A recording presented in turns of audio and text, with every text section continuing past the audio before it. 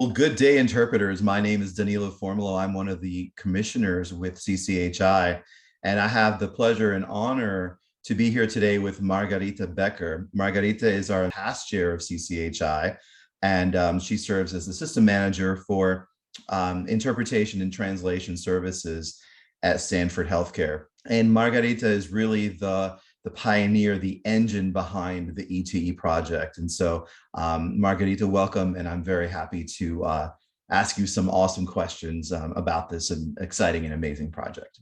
Well, thank you so much for inviting me. I, of course, love CCHI and E2E. It's just so great to see it coming to fruition, and I hope it will make difference in lives of interpreters for years to come. If you don't mind, we'll just get right into a couple of questions that we have prepared for you here today. So first of all, I want to ask, where did the idea of developing a monolingual performance exam come from? For me, the inspiration was actually teaching at York University, Glendon College of Translation, because as I was preparing and developing the curriculum for that course, I was reading various articles and studies about what skills do we need as interpreters. And, there's always that question, are you born an interpreter, or are there skills that you can develop, sort of nature versus nurture? And I think the answer is somewhere in the middle. And I was disappointed that there wasn't any good studies. There was some studies here and there, but the sample sizes were very small, but it was clear that there was at least an intuitive, if not sort of scientifically proven feeling that there were certain cognitive skills that would indicate if somebody was going to become a good interpreter or is already a good interpreter. There were some studies on paraphrasing, comprehension, but everything was sort of small and unsatisfactory. But I shared it with the board. I was like, there's something to it. There are some base cognitive skills that you need as an interpreter. It's not clear what the scope is, but there is a feeling that those skills exist, and they're not dependent on your language pair or what language you speak, because those skills exist in everybody, and we need to know how to test those skills. But there were no good studies. Absolutely. So why was this project so important to you and the rest of the commissioners? So for years, we had to funnel questions. Why can't you have an exam for Hmong? Or why can't you have an exam for Ukrainian? And what everybody usually assumes, and it's money. And it's true, to develop a test, you need hundreds of thousands of dollars. Probably 150,000, if not 200K at this point with inflation and everything. But it's not just the question of money. It's also a question of statistical validity. If you have a very small group, for example, let's say you only have, 5,000 speakers of Kleong or some other imaginary language, right? And 10 interpreters who serve this community. And then you would recruit, 5 of them to be SMEs and 2 of them to be raters.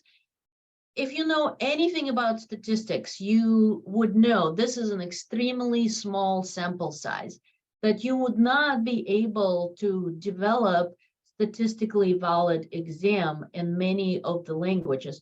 Of course, you can spend all the money and develop any exam you want, even if you only have, 10 speakers and 1 interpreter.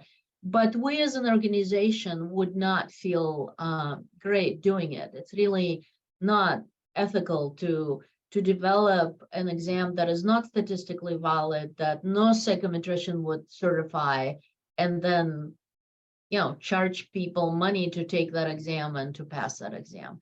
So this is why we wanted to find some sort of other way where we can provide equity to interpreters who work in languages of that are not as common, of languages of either lesser diffusion, of lesser request, to see if we can provide a tool that would be valid from the point of view of psychometrics, for languages where we're never going to have a big enough sample to develop full-fledged oral exam. It was really important to us as a board, as an organization, that we can provide this opportunity to interpreters in all languages. I think you pretty much answered my next question that I had for you. I was going to ask you that if you felt so strongly that this would be a reliable way to assess performance skills, I mean, why not just develop the test and start delivering it? But I think you really hit some of those points on there. That's absolutely awesome. What were some of the early steps that you took to begin laying that groundwork for the study? Well, I think the first step we took is that we all acknowledge a very simple fact. We need to do a study, and that we don't want to have any expectations. That if our study would show us that it's not possible, we would publish those results and say, sorry, everyone, we tried, but it's just not statistically or psychometrically possible thing to develop. So we went into this entire enterprise with open eyes, knowing that we might be disappointed, that, you know, we would get a grant, we would fundraise, that we would spend all the time and effort, and we might receive a negative result. But we also agreed as a board that all results are good results, because one way or another, we would know the truth. Like, is that possible or not? So that was sort of our emotional state. We wanted to start a journey of discovery rather than a journey of confirmation bias that is so common now in our society. And what we started with, we had focus groups with stakeholders from various groups: interpreters, translators, managers, trainers, linguists, everybody. We wanted to hear their opinion. And we wanted to create this list of possible cognitive skills that we needed to test. And the focus groups were really fascinating. People really wanted to share their opinion. And that's how we compiled a list of skills that we thought would be important, and also some practical ways. How do you test comprehension? What is paraphrasing? So that's how we started. We started with a blank slate. We conducted focus groups, we asked various experts and stakeholders, and then we proceeded with the study design. Sure. And if there was one valuable lesson that you learned along the way, what would that be? I think one valuable lesson is that if we don't commission and conduct studies ourselves, nobody else will.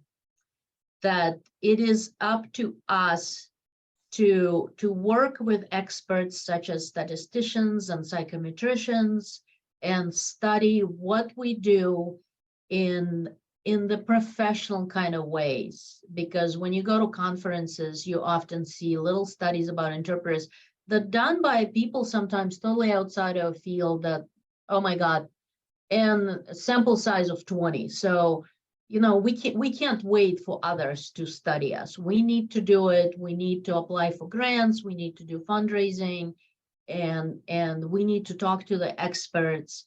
And if we want something to improve in our field, we need to do it ourselves. And I am really proud of the CCHI board and everybody who participated in the focus groups and our psychometricians.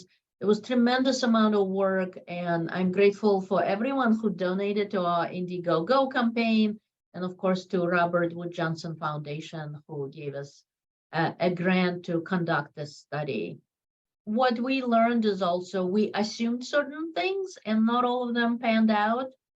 We were certainly surprised by some of the study results, but also it was great to hear this confirmation that yes, there are cognitive skills that we can test in monolingual setting, and it was wonderful.